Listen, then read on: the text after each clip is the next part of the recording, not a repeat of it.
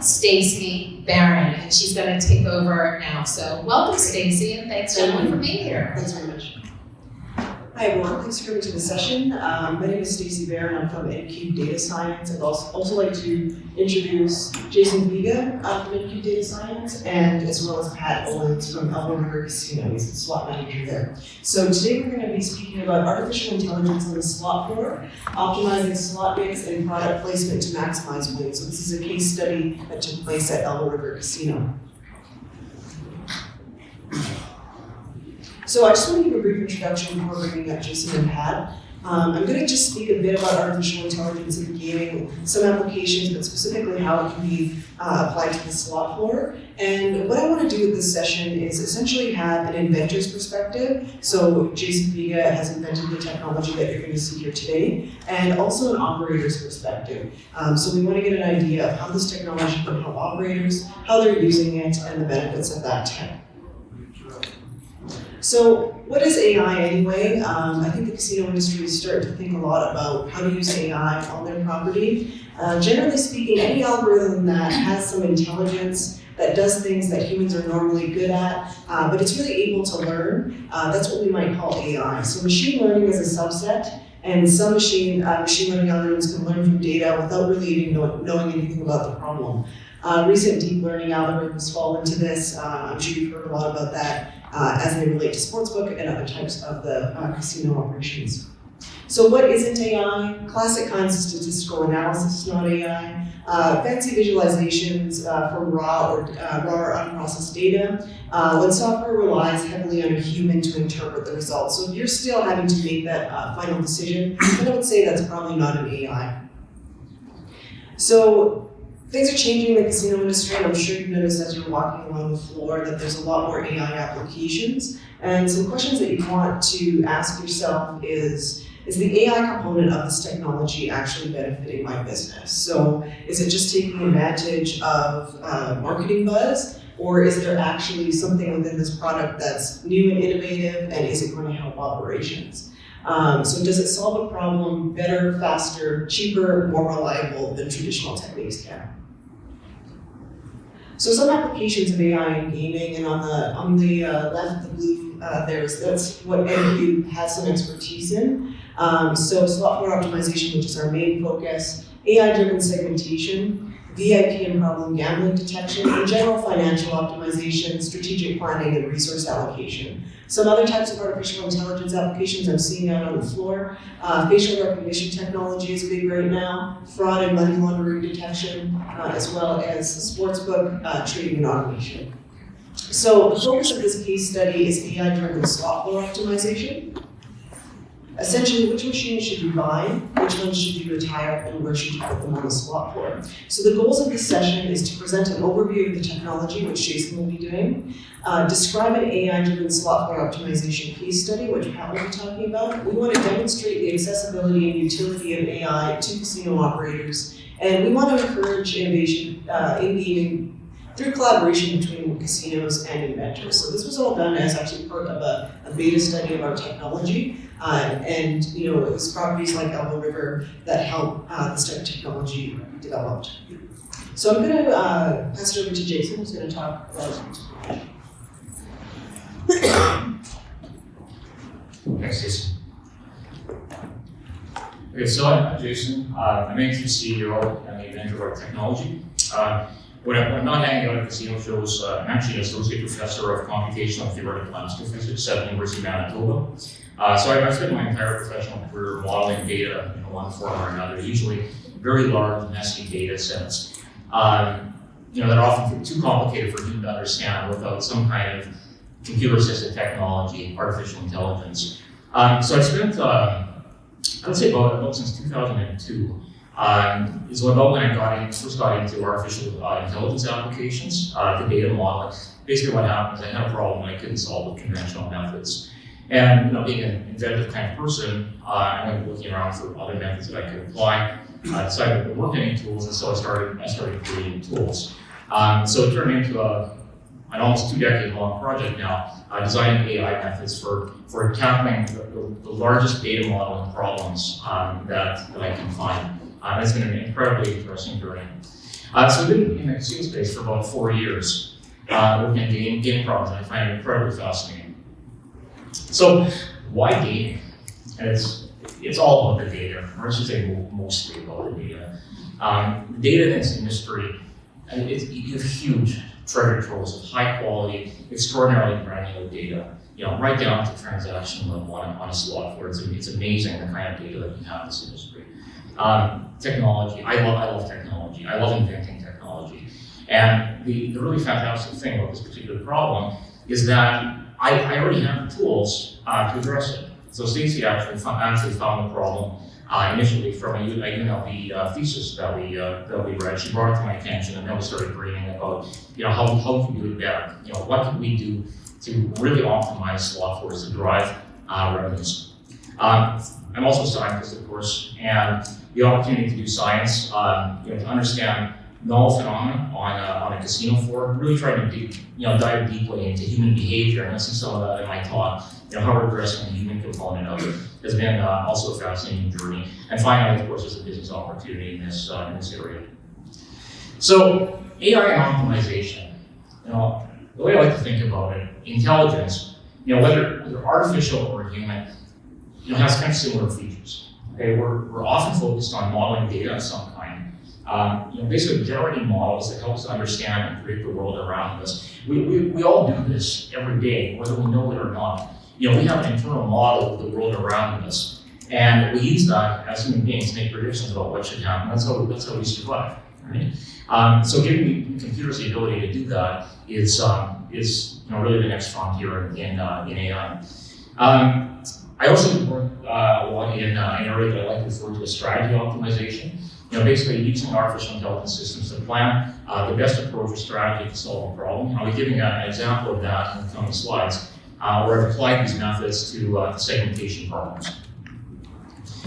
AI is a useful tool for turning data into knowledge. Data itself is useless. It doesn't become useful and actionable until you actually turn it into knowledge and understand what it does. And AI systems can help tremendously understand what this data actually means and draw insights from it. So some of the big questions that I think about on a day-to-day basis, first of all, how can AI actually find a mathematical model that best describes the data? How can I ensure that the model is predictive of the future and not completely overtrained? There are different kinds of AI. It's the best approach a black box kind of model, perhaps a deep learning kind of system or something like that, or one that actually incorporates some human domain knowledge into the system. Where decades of experience from humans can go and influence the modeling process. My work is primarily this latter kind. Where I'm blending machine intelligence and human intelligence to understand slot floors better. So what we're doing here is we're providing a new power tool for operators and slot managers. AI methods are very, very useful to intelligently search millions and millions of alternative slot floor configurations. And the way I like to think about it is that we're not trying to replace slot managers and operators with this. We can't do that. What we're doing is we're providing brand new power tools that really extend the capabilities of a human being. A human being can maybe look at a handful of alternative slot floors, maybe drawing on some intuition to kind of push things in the right direction. A human being cannot look at a billion alternative configurations to find the best one. So that's really the game that we're playing. So one of the things that we do when we're optimizing slot floors is we do segmentation. So we do segmentation both on the player side, essentially behavioral segmentation of players based on what they've done on the slot floor. We also segment machines, and this is an example of what I referred to previously as strategy optimization. So if you think about a segmentation problem, what's the goal of segmentation? You're taking a bunch of items and you're looking for similarities between those items and grouping them together in a smart way to minimize the segmentation error. You're trying to maximize the similarity within groups, or in other words, minimize the dissimilarity within groups. So slot machine segmentation is a really important part of what we do because we're trying to group together machines that have similar performance characteristics. What we receive typically from a casino is a we get a lot of different properties. We'll get denominations. We might get volatilities. Usually, just generate those on our own. We'll get manufacturers and cabinet types, and it can be a whole myriad of quantities, some of which we might not even know what they are. But what we can do is we can feed that into our slot segmentation system and have it start looking for segmentation trees that can break it intelligently into groups, and in fact do so in a way that's mathematically optimal. Okay, according to the segmentation criteria that I give it.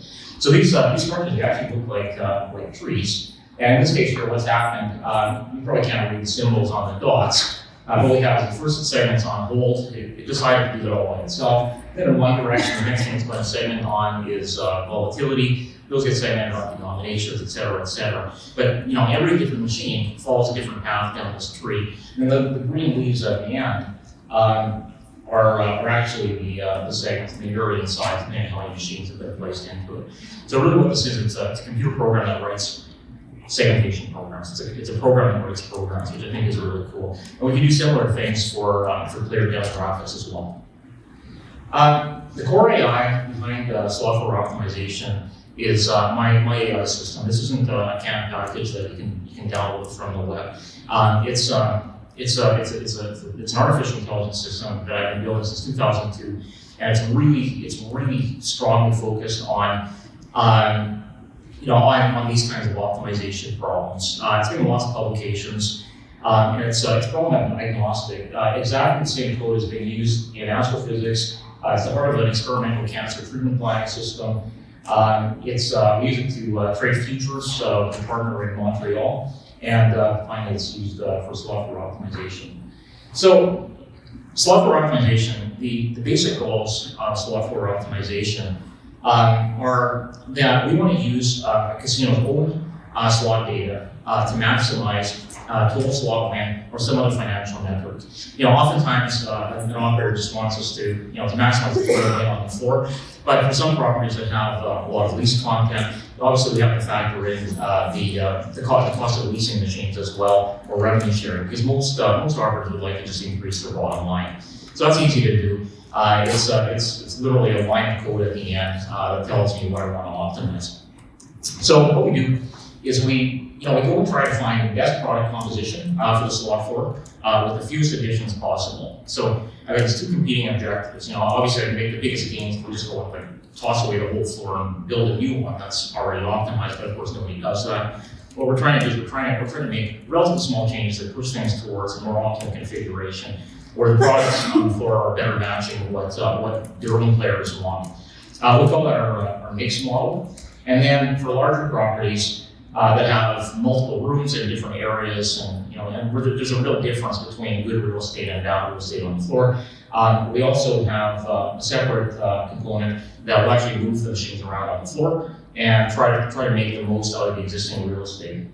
We refer to that as our spatial model. And this is typically for the larger properties. We'll usually stop at one for very small properties with a couple hundred machines.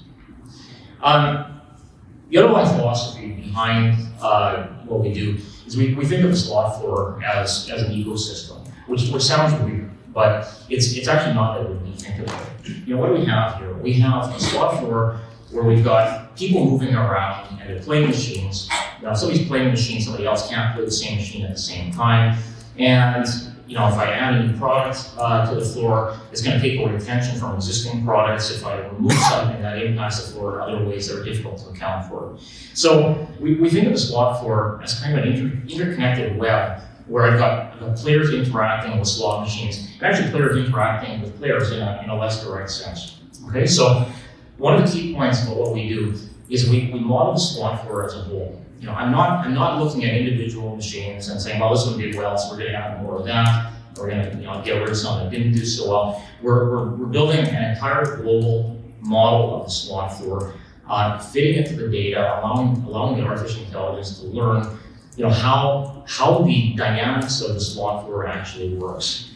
That's a big optimization problem, which is what I love about the problem. It's something that's perfectly suited for our core AI system. So, when we're doing this, it's taking into account dilution of interest between similar machines, cannibalization between different slot categories, And then, of course, there's a whole other layer of complexity when you take into account product placement on the floor. So it learns how this complex ecosystem works, and then it uses that knowledge to drive an uplift in revenue.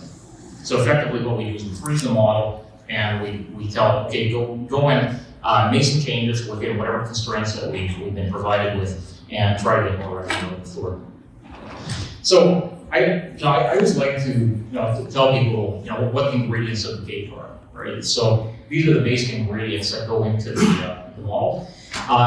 What we're looking at is extremely granular data from slot management system. Okay, so what it requires either event level data. We're looking at actual transactions from the slot floor, or sometimes we can work also with session level data where it's already been boiled down into player sessions. The other requirement is machine info file. I already talked a little bit about the way we segment our slot machines. So what we need a machine ID number, title of the machine denomination, the manufacturer, cabinet type, reels, and basically any other information that we can get from an operator, because we feed that into the segmentation engine. And it goes and figures out which of these properties are actually driving performance on the floor, and breaks it down into categories accordingly. We also require a floor map for doing the spatial components. So we just locate machines by asset number on the floor. Then the AI knows where things are, and it can study the impact of location on performance. That can be either a CAD file or PDF. So what do we model? Well, there's a lot of different things here. So obviously we're modeling the slot mix. Trying to understand what the best mix of product is for the floor. We're trying to understand the game appeal, which machines drive, which properties actually are driving the performance. Understanding location, which includes proximity to other features in the casino floor. We pay a lot of attention to dilution of interest within categories as they're adding new product. Various other things. So it's a comprehensive global model of the floor. We've got a couple of brief little videos at the end of my part here. This is player segmentation in progress here. So on the back-end system, which is what I work with, there's not much of a fancy interface for player segmentation. But what you see happening here is you see one of our AI systems taking all the players and dividing it into what we call player profiles. So what these represent is on the x-axis of these plots, we have the identifier of the slot machine. So in this case here, we've got about 138 slot machines. And then the height of the graph is representing the probability that a player within that category, within that segment, wants to play each machine. And you can see what happens is that as we go on, it develops very, very different looking distinct profiles for the players. So these actually represent the probability that a player is going to want to play each of these machines. So what we do, this is core to the real AI system. This gets fed into the next component. But it also has tremendous value to marketing people, because I can say, well, this player fits into this particular segment. These are the games that they're probably going to like, even if they haven't actually played those specific games. So I think that's a useful thing. This is the slot segmentation AI system. This is the most recent thing that I added to the code. This is basically my summer that you're looking at here. What's happening here is that we're turning this particular AI system loose on all of the machine properties, and it's hunting for an opportunity to group machines into segments that are similar as possible based on their performance characteristics. And then the other thing that it's trying to do on the vertical axis is that it's trying to keep the number of segments as small as possible. Obviously I can drive my segmentation error to 0 if every machine is in its own segment, but that's not useful. So what we're trying to do always is we're trying to get really good segmentation error, but without increasing the number of segments any more than we have to. And you plot the trade-off between them, which is what the red line here is representing. And then at the end, we go and choose which segmentation strategy that we actually want to use. I think I'll skip the rest of that one. So the final component, of course, is we feed it into my Goose AI system. Okay, and at that point, it becomes kind of a matching problem. So I've already done player segmentation, and I've done machine segmentation. And then what we're doing is we're trying to understand how each of these player segments plays each of the machine segments, And this is actually the part here where it's understanding this interconnected web of relationships on the slot floor. So it's trying to understand the dynamics. That completes. That's not exciting to look at. So I'm not actually showing that modeling process. But what is actually quite exciting to look at is the forward problem working. So we've frozen the model and said, okay, now go and make changes to the floor. And and my video does not work apparently. Unless I do this. So it starts out looking very disorganized, but you see that over time, the slot floor is actually self-organizing itself and grouping machines together in a way that that makes sense in order to drive the profits. This is coining going up over here. I should mention in all honesty, this is artificial data. Elwa that we worked with, they're a bit on the smaller side. You know, spatial optimization is not useful. So this is just an artificial data download that I'm showing here. But I think it makes it clear how the system works. So I believe that's it for me. But I'll take this time to welcome Pat to talk about what this all means from the operator's perspective.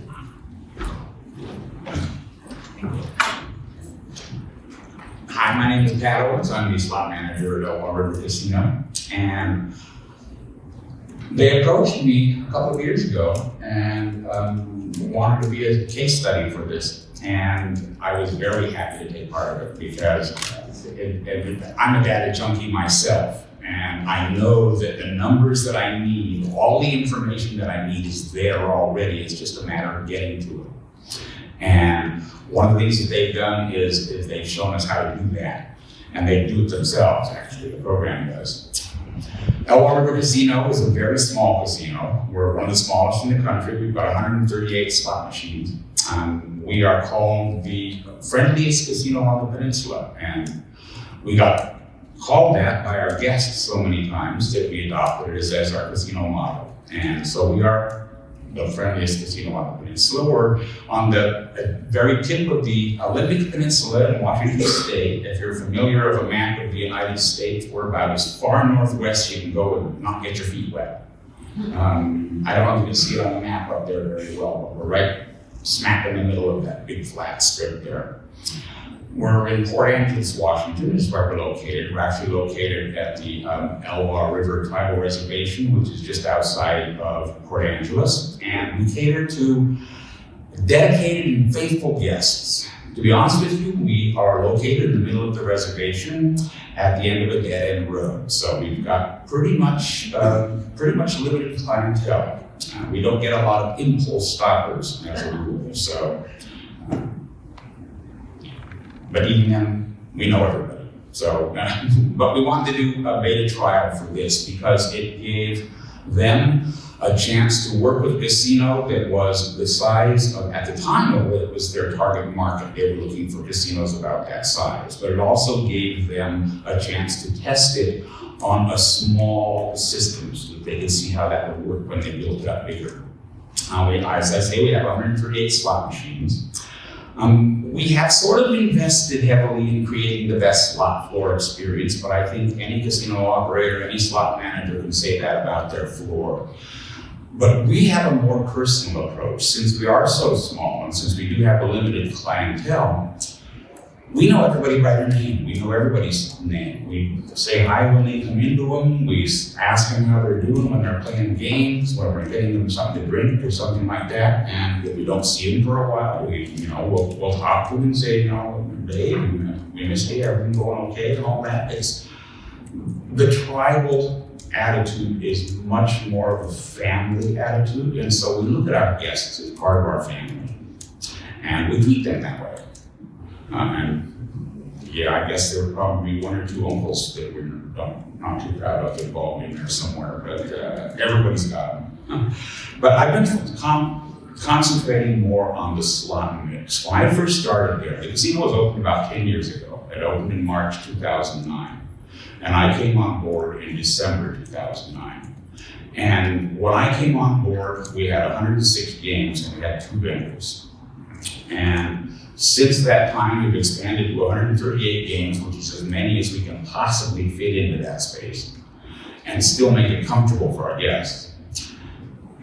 And I made changes to the floor. The way I brought it, we're now up to 6 vendors, like I said, because I just didn't have the variety to offer people with only 2 vendors.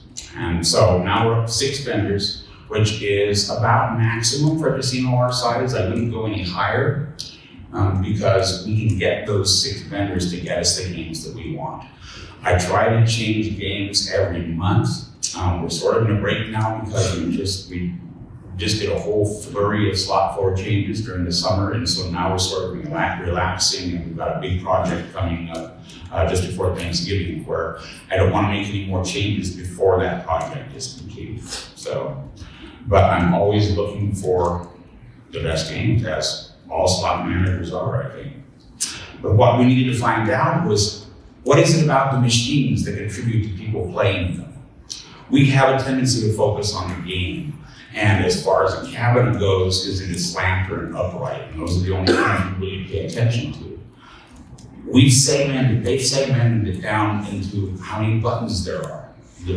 What sort of games, how many buttons do players prefer? Do they like to have a whole bunch of choices, or do they just want basically a bet button is all they need? And so it's broken down that way. And which games draw those players? So, and then how it changes to the mix of machines impact the floor. Being a data junkie, I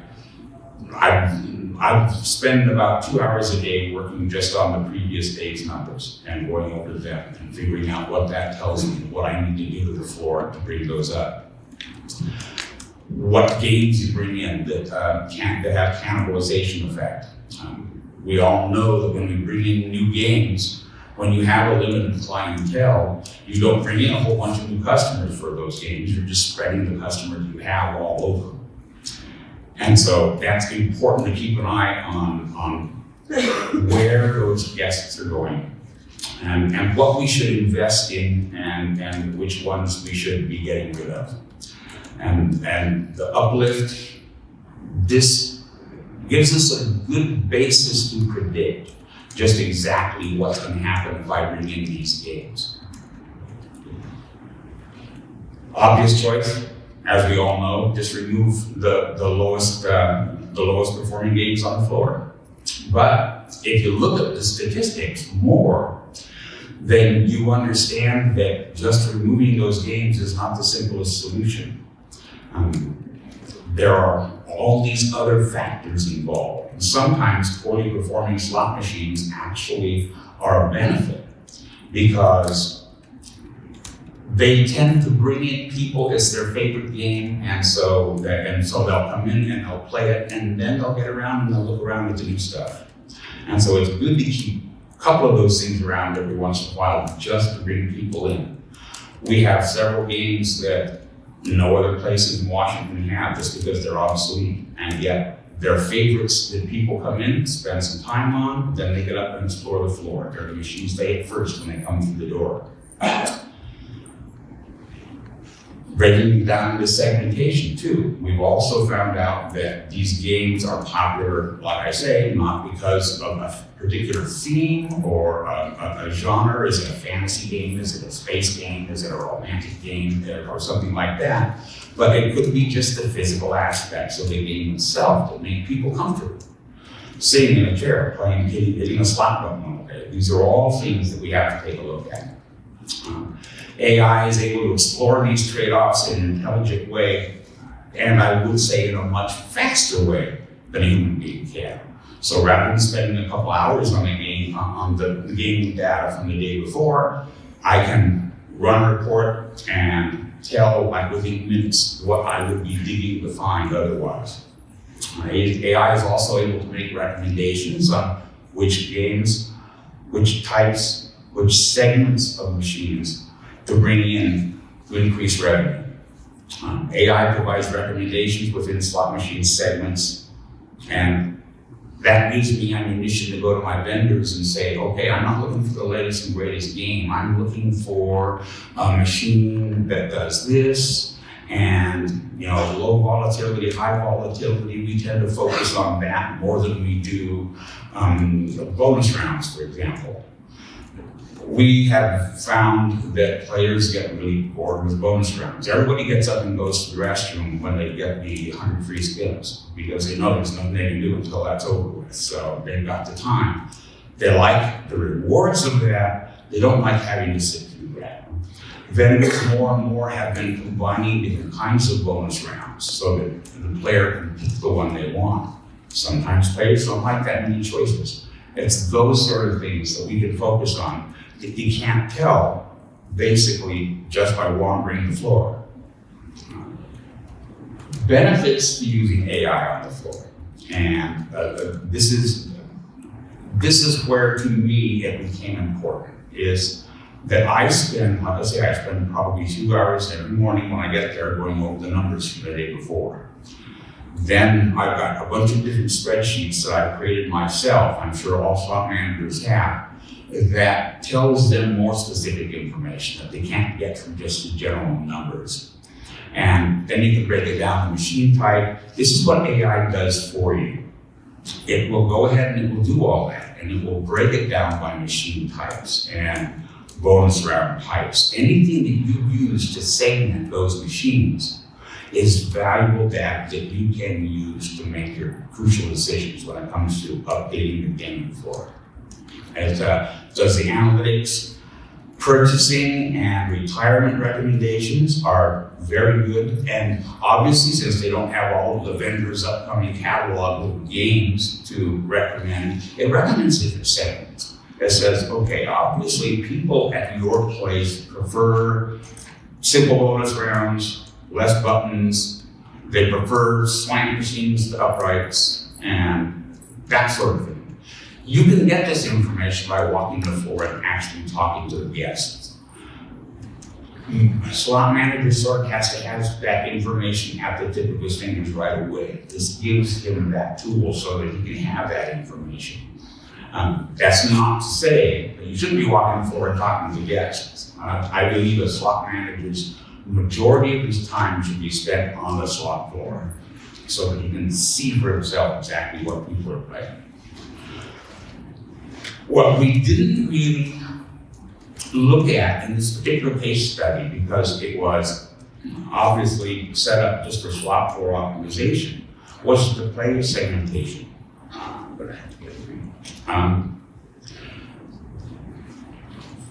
This keeps as much data on the players as it does on the machines themselves. So you can look at your players and see which particular type of game they like to play. And so that when you bring in these new games, you can bring in these specific segmented games, and you can send an email out to all your top tier players that you know like this type of game and let them know that it's here. Give them something more to play with. That's fun. Because anytime you can give a slot player more options, that's the best in the world for your casino. So then you get those people who sit on the old obsolete games that you're hanging on to because they're the only ones who play them. You'll get them spread out more and get a much better mix on your floor. And I think probably one of the last things that I want to say as we get here, we'll get to questions and answers in a few minutes, is that AI will never replace a slot manager or anybody. That's not what it's meant to do. It's just a tool. One of the things that AI does not have is something called human intuition. And in each floor, I think there are probably, it'll show up on the next slide. One of the things that was recommended, one of the games that was recommended we remove, is a game that is the only game that our very top player will play. If we get rid of that game, that player will not come into the casino anymore. We've lost a customer. We've lost our best customer. And so we obviously can't take that floor off the game. What tool this gives me is this gives me something to look at that will tell me a game as close to that, not necessarily in game, but in cabinet style, in everything involved in the game itself, that I can gradually try to wean this player off of so we can get this obsolete game off the floor. I get tired of telling this lady, you know, one more, that machine is one more soda spill away from being a boat anchor. And we keep on going. There are no more parts available for it, so we scrounge together what we can in the slots workroom. And like I say, we really have to watch out for that. But like I say, this is just a tool. It's a tool for, I think, every slot manager. For me, I think it's something that I see in the future every slot manager should have in their arsenal. I think of how much it's benefited me with 138 games, and I can't even imagine what it's going to do for a slot manager who has a casino with 500 to 1,000, 2,000 games on the floor. This is going to cut their work by a lot. I think the next slide shows player movement around the floor. They basically took our slot floor, the diagram of our slot floor, and plotted where players were each time. And I love this because if you keep an eye on the bottom right-hand corner of all the players moving around, you will see right there's Lisa. And while everybody else is moving all over the slot floor, there's Lisa sitting right there on the oldest game on our floor that we have to nurse along to keep going. And she's there almost every night. And as you can see, she does eventually move on. But like I say, I saw this tool. Being a data junkie myself, I saw that somebody was actually taking what I thought, which is that data's in there somewhere, how do I get to it? Somebody actually figured out how to get to it in a fast, efficient way that's going to help any slot manager out there, I think, and help the casino with income and revenue, and help the guests have a more fun time. Basically, that's what we're all here for, is to make sure that our guests have a good time. You know, winning or losing isn't as important as having fun. And we're in the entertainment business. We're not in the taking your money business. And this helps with that immensely. So with that, I'm going to turn it back over to Stacy, who will wrap things up. Thank you.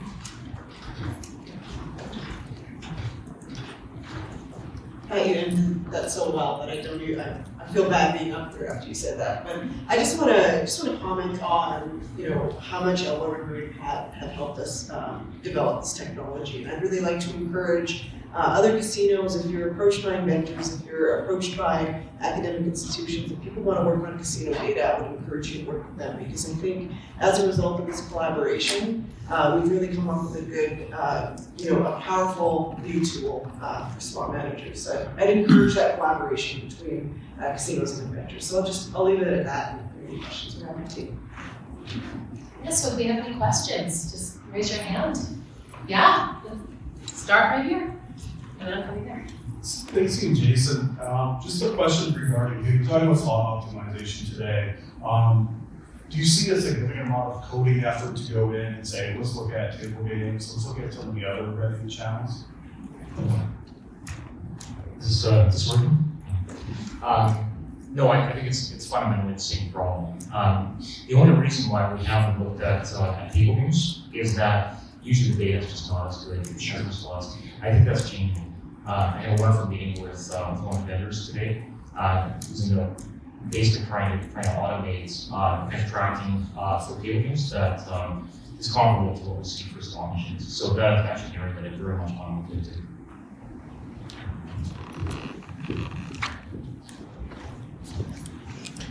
I was wondering, from your experiment on the floor, what surprises you found as a result of this analysis, and for example, like the placement of types of machines, things like that.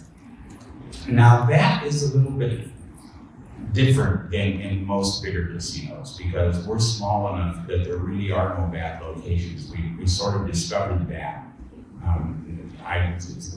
I had a bet with one of our former general managers on, there were two different game teams we were thinking about getting, and he was new to the area, and we're an outdoors area up there, and it was a fishing game, and he said that game is going to go over like hotcakes here. And I said, okay, well, there's this steampunk game here that I think is gonna go over a lot better. And so we said, okay, we'll give it 90 days and we'll see. 45 days into it, he came and saw there was nobody playing the fish game, and he said, it's the location, you need to move that. I don't see anybody playing that bank of games. And so fine, I moved it to the middle of our biggest bank, or the most played bank on the floor, and still nobody played it. The steampunk game we purchased and was on our floor for about 6 years, and the fishing game was gone in a month. So it's location doesn't have that much to do with it. In a bigger casino, I think it obviously does. We're small enough that people will find the games they like and they will play it. I would like to add to that based on a conversation we had. We were sharing some of the first results with you, and that would, one thing that I think a lot of people find surprising is that a popular game is not necessarily a good game to have on your floor. So if you have a really popular game and it's just not generating enough win, you're actually distracting play from other regions of the floor that are more profitable. So people are there and you've got the coin in, but there's something about it where maybe your holds aren't set high enough, and really it's just distracting players from other more popular and more profitable regions of the floor. My question is your application, is it able to help me determine the best number of machines based on my customer interaction? And I've thought about trying to measure this myself, taking number of players from throughout my tiers on either same or similar nights, so my level of play is consistent. But what I'm trying to figure out is my number of machines too much, too little? And then when I go into, and I've done my budgets already for 2020, so I look at the amount of my capital expenditure. That's what I'm really trying to get to is am I buying too much? Am I buying not enough? And then trying to backtrack it. Is the software designed to do that? Absolutely. So actually, there's two parts to your question, and it addresses both of them. So the first one, are there too many machines on your floor? Now, typically when we work with operators, they, in most cases, want to keep that number static for whatever reason that they have. But we certainly do not have to constrain that number of machines on the floor. We can say, you take 10 machines off the floor, you can take 20 off, or that's just a good parameter. And the AI is able to go in there and say, well, you actually would have a better performing floor if you removed 10 machines. In fact, way back in the day when we were in the research phase of this, we were doing a run for a conference, not like this one, and machines started disappearing from the floor. Jason and I looked at each other and we were like, we can't go, we gotta cancel our trip, this thing's broken. But after we did a deep dive into the software, what we realized is that it was actually finding a floor that was more profitable with fewer machines on it. And I think that ties back to the idea of popular machines not necessarily being good, because if you have distracting machines, they're actually not helping your overall win. In terms of whether you are buying the right number of machines, what we provide operators with is actually a trade-off curve where you can go in and you can explore, okay, if I buy, if I increase by, or if I buy 10%, replace 10% essentially, what is my uplift in win going to look like? Okay, what if I do 15% change? And you can actually explore that trade-off. You can actually explore that trade-off and have a look at your cost-benefit analysis in terms of. A follow-up question to that then, I have an opportunity, thank you. I have an opportunity to transform my nightclub, which is underperforming if I look at the number of square feet to my gaming floor. If I transform that into more gaming floor, can I then analyze it to say this is a good or a bad decision? Yeah, I'll let Jason speak to that in terms of consideration. Yeah, one of the things that we started doing recently is Monte Carlo simulation of the floor. So that's basically the video that Tab showed at the end. It's basically the same math that goes into the optimization code. It's just a little bit closer, one step closer to reality in the sense that what we're modeling there is the probability that somebody plays machine A, they're going to move to machine B. and then we follow them around on the floor, taking into account the mechanical stem on machine and the transit between machines. So the benefit to this is that first of all, it gives us an extra check on the system, the AI system that does the optimization. There's also a huge benefit to a property that might be undergoing a renovation or an expansion, either adding machines or removing, because what it does is it gives it the most direct way possible to see what's going to happen without actually doing anything. So I think there's a huge amount of benefit for having to look at some simulations before actually doing a major renovation. The answer is in your data already. It's just about extracting it from the data and, as I said, turning it into knowledge. We have to wrap. Let's thank Stacy and Jason and Pat for this brilliant presentation.